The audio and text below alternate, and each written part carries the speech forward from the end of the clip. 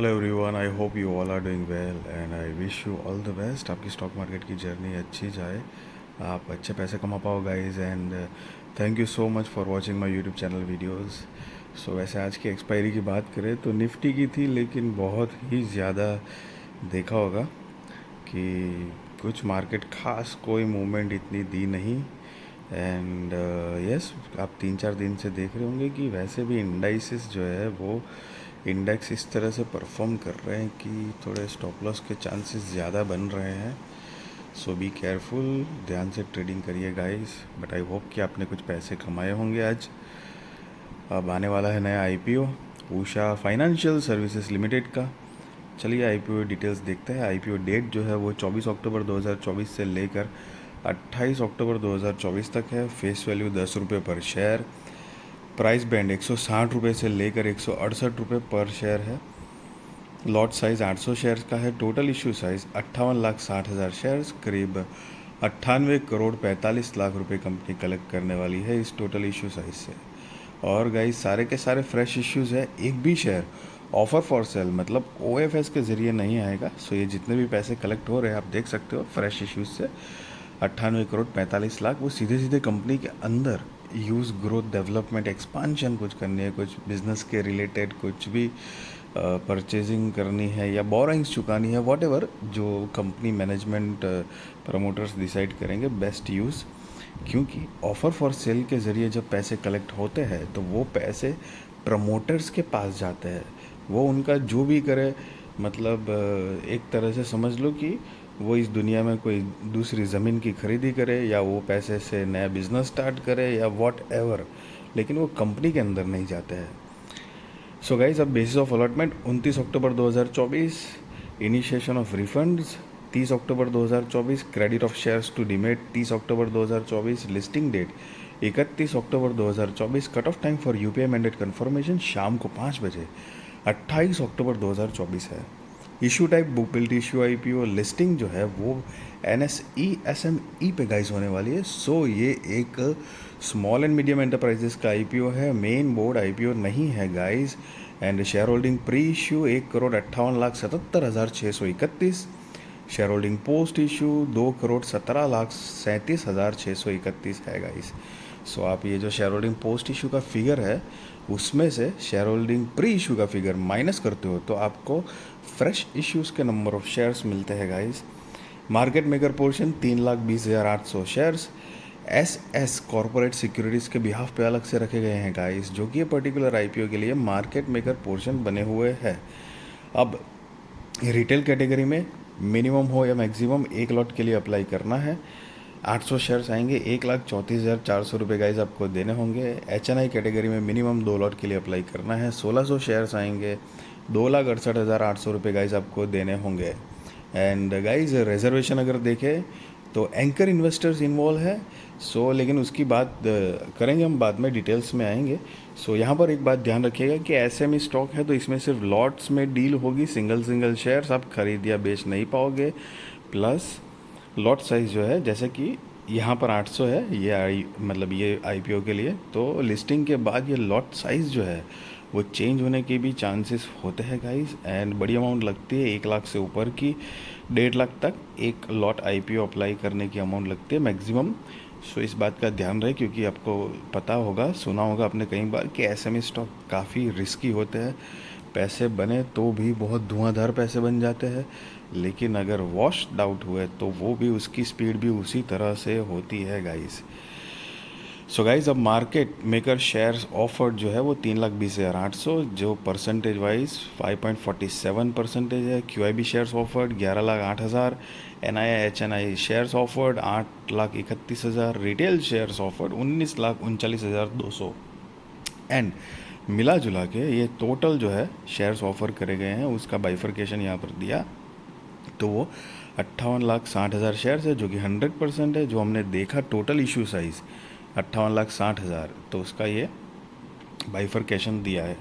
अब promoters, the company's promoters are mister Rajesh Gupta, mister Anoop Garg, miss Geeta Goswami, miss Nupur Gupta and MSBR hands investment private limited, जिनकी share holding pre issue 98.91%, share holding post issue 72.24% है guys. अब anchor investors की detail idea लें तो यहाँ पर उनकी बीड डेट जो है वो 23 अक्टूबर 2024 है, जो कि कल गई। ये आईपीओ आज से स्टार्ट हो रहा है गाइस, तो आप चाहो तो अप्लाई कर सकते हो। शेयर्स जो ऑफर करे गए हैं 16,60,800। एंकर पोर्शन साइज जो कि 27 crore 90 lakh. Anchor lock in period end date 28 October 2024 date है, जो कि 50% शेयर्स, 30 दिन की लिमिट। और anchor lock in period end date for remaining shares 90 days, जो कि तारीख है 27 जनवरी 2025। सो बेसिकली गाइज ये ऐसा होता है कि एंकर इन्वेस्टर्स को एक टाइम दिया जाता है कि लिस्टिंग के बाद 30 दिन तक वो एक भी शेयर बेच नहीं सकते हैं। 30 दिन बाद अगर वो चाहें तो 50% उनका जो हिस्सा है उसमें से बेच सकते हैं, और बचा हुआ 50% जो है वो 90 डेज़ के बाद ही बेच सकते हैं। तो उसकी अलग अलग डेट दी गई है। यस, एंकर इन्वेस्टर्स इन्वॉल्व होते हैं तो वो पॉजिटिव माना जाता है, मतलब ग्रे मार्केट प्रीमियम बढ़ने के चांसेस होते हैं गाइस। अगेन चांसेस होते हैं, ज़रूरी नहीं है। बट मेरा ओपिनियन, मेरा पॉइंट ऑफ व्यू बताऊं तो कभी भी इन्वेस्टमेंट हो, मतलब ये स्टॉक की बात हो या फिर आईपीओ हो, कैसे कोई भी बड़ा इन्वेस्टर है या बड़ा इंस्टीट्यूशन है, वो एक सिंगल एजेंडा पॉइंट पे आपको डिसीजंस नहीं लेने चाहिए, बिकॉज उनकी रिसर्च टीम, रिस्क मैनेजमेंट, कितना प्रॉफिट करेंगे, कितना लॉस करके निकलेंगे, बहुत और सारी चीज़ों में फ़र्क होता है। तो उस बात का ध्यान रहे गाइस। हाँ, डेफिनेटली पॉजिटिव ज़रूर माना जाता है, क्योंकि बड़ी अमाउंट इन्वेस्ट करते हैं ना, तो एक तरह से एक पुश ऑन वाली बात है कि कोई इतनी बड़ी मतलब कंपनी में, बड़ी हो या छोटी, इतनी बड़ी अमाउंट मतलब क्यों इन्वेस्ट करेगा। So there must be some potential, but it is not always right कि भाई कोई पोटेंशियल है तो ही है। बहुत सारी गाइस अलग अलग टेक्टिक्स, बहुत सारी चीज़ें होती है गाइस। आपने कई बार ऐसा भी देखा होगा कि जैसे 30 दिन की लिमिट हुई है ना, तो जैसे कि मान लो कि ये स्टॉक की लिस्टिंग हो गई एग्जांपल, तो लिस्टिंग के बाद 30 दिन ऐसे ना स्टॉक थोड़ी प्राइसिंग अप थोड़ी थोड़ी जा रही है, मान लो एक एग्जांपल। लेकिन जैसे ही 30 दिन ख़त्म हो गए ना, तो एंकर इन्वेस्टर धड़ाम से माल बेचते भी है। अगर बेचते हैं तो उस टाइम पे वो लोअर सर्किट, ये सारी चीज़ें भी होती है। सो रिटेल इन्वेस्टर पैनिक हो जाता है। तो ज़रूरी नहीं है कि वही चीज़ होती है, उनकी भी एक अलग स्ट्रेटजी होती है एंकर इन्वेस्टर्स की। तो बहुत सारी और चीज़ें होती है गाइस। सो एक सिंगल एजेंडा पॉइंट पे आपको डिसीजंस नहीं लेने चाहिए। कंपनी के बिजनेस की ब्रीफ आइडिया ले तो 1995 से इनकॉर्पोरेटेड है। वैसे नाम से पता चल रहा है कि फाइनेंस रिलेटेड बिजनेस है। Usha financial services limited is a non-banking financial company providing lending solutions to other NBFCs, corporate MSMEs, and individual, particularly women entrepreneurs. The company also provides electrical vehicle financing services. It offers a diversified range of financial products to individual, body, corporates, NBFCs, and MSMEs. So guys basically finance provide करती है, loan provide करती है basically. सो NBFC company है, तो NBFC का जो I mean the king company जो है, main number 1, and that is Bajaj finance, आपको पता होगा। सो गाइज उनका जो बिज़नेस है उसी के रिलेटेड, मतलब वही बिज़नेस है लेकिन छोटे पैमाने में गाइज, समझ रहे हो guys. So it's like that. The company has maintained long-term relationships with its lender. As of September 30, 2024, company lenders include 4 banks and 15 NBFCs. और ये जो ऊपर लिखा है उनका नेटवर्थ है वो, तो बाकी हम उसकी फाइनेंशियल एक्चुअल आगे डिटेल में देखने ही वाले हैं गाइस, इसलिए उसको थोड़ा स्किप किया हुआ है। The company utilises 2 distinct business models to generate revenue. एक तो रिटेल लैंडिंग, होलसेल लैंडिंग।